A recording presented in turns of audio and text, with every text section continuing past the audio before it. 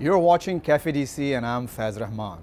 Ambassador Robin Raphael is with us today to talk about Pakistan-US relations and her current gig in Pakistan, that is taking care of non-military assistance to Pakistan and other development projects. So let's welcome Ambassador Raphael.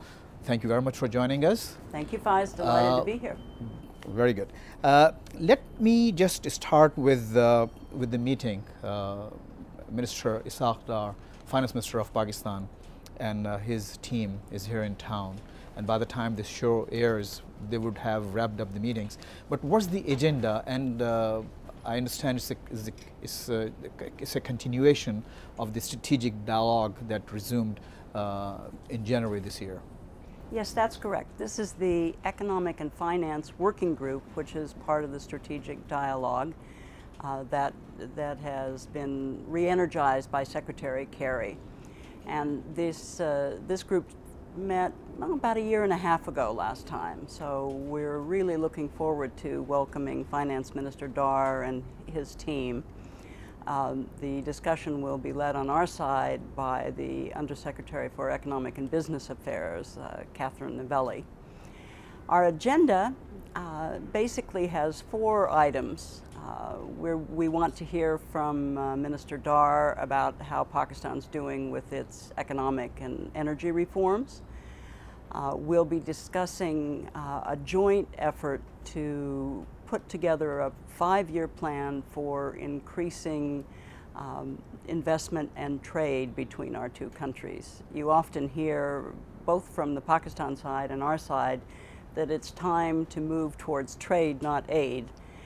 And this is something that we're going to be seriously considering how we can actually do that. Glad you mentioned trade, not aid. I mean, there's been a mantra, actually a political mantra in Pakistan. But my personal observation and a question actually is whether the country itself is ready for trade in terms of receiving billions and billions of dollars in input in terms of foreign investment. Do you think the infrastructure in Pakistan would help that kind of a trade, which will stabilize the economy? I mean, if you reject just the aid, saying, no, we don't want any aid, we just want trade, are they ready? Well, I think you need to continue to do both. Obviously, the assistance can continue as Pakistan takes the step necessary to be able to attract more foreign investment. Pakistan definitely needs more investment, both domestic and foreign. Investment is essential to job creation, to economic growth, and so on. So we want to look to that for the future and discuss with the Pakistanis what steps they can take to make Pakistan a more attractive business environment and foreign investment destination. And one of the challenges, of course, is to have enough power generation in Pakistan to support the infrastructure, as well as, help facilitate these investors in Pakistan. Absolutely. And that'll be one of your points to discuss with the minister. Absolutely. And one of the things we'll discuss, which is an issue that we constantly and continually discuss with our Pakistani colleagues, is how can U.S. assistance best support Pakistan's economic agenda? And top on Pakistan's economic agenda is clearly energy, and that's our top sector priority as well. So we'll be discussing that, certainly. And then finally, the 4th item on the agenda for this economic working group is regional economic integration. Now, how can Pakistan and the United States work together to help increase Pakistan's access to the markets around it? Like India, Nepal, Afghanistan, Central Asia, and so on. So that's another item on our agenda. So it's a full agenda, and we look forward to welcoming the Pakistani team. I'm sure they will enjoy your hospitality while they're here. Well, Ambassador, this position was created especially for this assignment after the Kerry-Lugar and Berman bill was passed. So the position, the coordinator for the non-military assistance to Pakistan. And you've been there, first I think you were based in Pakistan, now you're spending more time here in Washington. First, let's talk about the impact of that law, that aid to Pakistan, the monies which flew as a result. Where did they go, and what really happened? Looking back, do you see some visible, tangible impacts and results as a result of that aid? Absolutely. As you know, the Kerry Lugar-Berman bill was an authorization bill which authorized the committees that actually appropriate money to appropriate up to $1.5 billion a year for Pakistan. For 5 years. For 5 years for civilian assistance. And the idea there was to sort of jumpstart a very serious, comprehensive economic development effort in Pakistan on the civilian side, for two reasons. One, because we believe very strongly in the need to help Pakistan accelerate its economic and social development, but also because we had a lot of money on the military side, and some people misinterpreted that as an indication that we were really interested in the military and not the civilian government and not the population, and that, of course, isn't true and has never been true. But this was a sort of manifestation of our desire to have a long-term relationship with the civilian government and to promote economic and social development and people-to-people ties. So that was the purpose. And then there were some hiccups, like Abbottabad happened and other few. So, right. In terms of the diplomatic and political relationship, yes, there were hiccups. But interestingly, throughout all that period, our cooperation and collaboration on the civilian assistance side continued. It wasn't affected by that, and we're. So, in terms of impact, looking back, how do you see it? You know, I've been involved in this for 5 years, and I have to say, as challenging as it has been, and it has been, it's not easy to figure out what to do with those amounts of money to be effective, and which sectors do you spend them in, and what kinds of projects, and the consultations with Pakistani officials and civil society and so on. But as I look back, I have to tell you at this point, 5 years on, I'm very impressed and encouraged by what we've accomplished. Now, and you speak of visible things on the ground.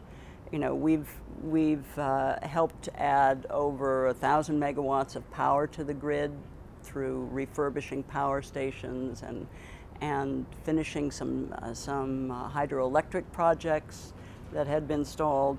We've built up to 900 kilometers of roads in South and North Waziristan, helping to connect FATA to the settled areas and connect Pakistan to Afghanistan for future trade. We've built and refurbished over 600 schools, worked very hard to develop a curriculum for teachers to improve teaching that is being replicated throughout teacher training institutions in Pakistan. We've helped to fund and improve the quality of health clinics for mothers and children and provide family planning services and so on.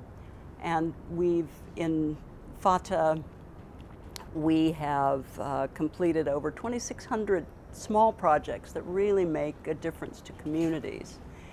So those are the sorts of things that are visible, but there are also things that are less visible, but that help individuals. 12,000 scholarships to Pakistani students, primarily from areas where they don't, FATA, KP, and so on, where they don't necessarily have access to universities. A lot of support.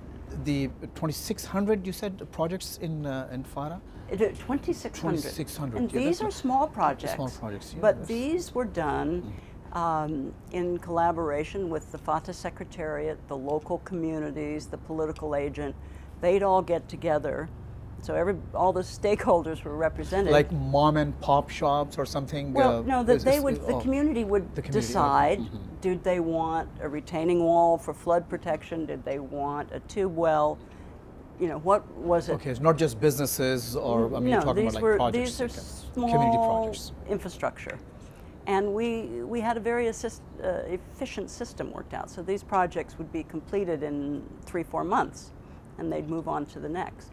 So I know that Pakistan's a large country, and quite often people don't know what's happened. And the amount of money in Kerry Lugar Berman seems overwhelmingly large. But 5 years down the pike, after a lot of effort to get the focus on the sectors that we're now focused on. Energy is the biggest one.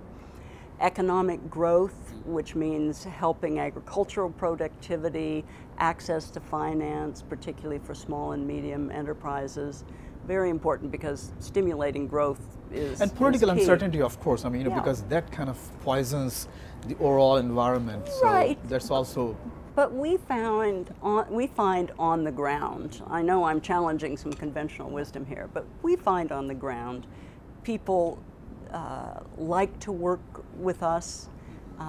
We have transparent processes and standards and so on, and they like the results. We have collaborated and made a real effort to consult as to what kinds of projects and which sectors. As I say, it's energy, economic growth, the stabilization, small projects, then of course education, a traditional development sector, and health. So we've focused on those areas, and I believe we're really beginning to get results. It was a slow process, but you need to. The direction is. But we've got our focus now, and you really need to take the time to consult and get the buy-in, as we say, of local communities and government, so that efforts that you start can be sustained as time goes by. Ambassador, you have spent a lot of time in Pakistan at the grassroots level, with the top bureaucrats, and you basically know the country and the society, if I may use this expression, inside out. But I've been asked to take a short break here.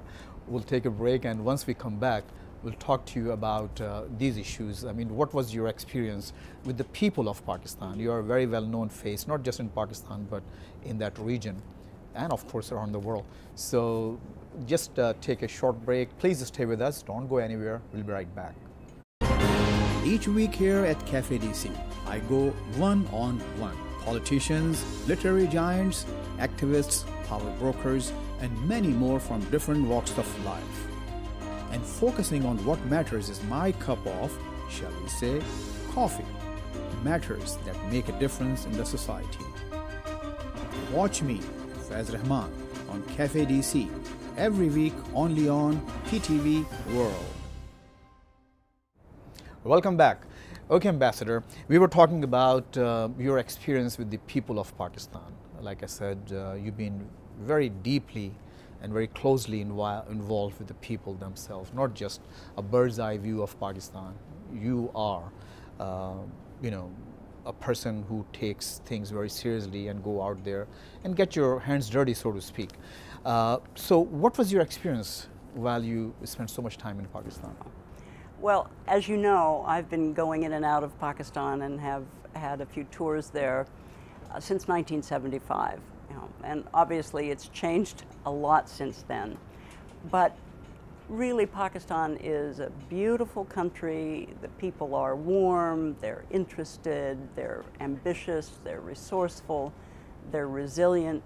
On a people-to-people level, they're very welcoming to foreigners and very welcoming to Americans. I mean, I've really never had any problem in that regard at the people-to-people level. And of course, at the official level, it's only natural. Governments have disagreements. We've seen that a lot in the world, and we've had some with Pakistan over the last couple of years. But at a personal people-to-people level, I've always found that Pakistanis extremely helpful and warm and welcoming. And I was fortunate the early years that I spent there, I was able to travel around the country very, very freely, and it is exquisitely beautiful. As Assistant Secretary of State for South Asia, I mean, you right, spent, yes. So from the mountains in the north, to the ocean, the deserts, the fertile fields of Punjab, it's an exquisitely beautiful. And place with such potential, such extraordinary potential. Natural resources, agricultural, minerals, you name it, hydropower and so on, and resourceful people, thoughtful people. So I think well, people are resourceful, people are hardworking, and then the country itself has lots of natural resources. Then what happens? I mean, why Pakistan hasn't been able to cross that Rubicon, so to speak? Why can't they be successful economically as well? Now, What's I your think take on you it? pose a very important question. And I think, it's important to remember that in 1947 at independence, Pakistan and India both were on a par, and in some cases far ahead of what we now call the Asian tigers. So clearly they lost the plot, so to speak, in some ways over those years.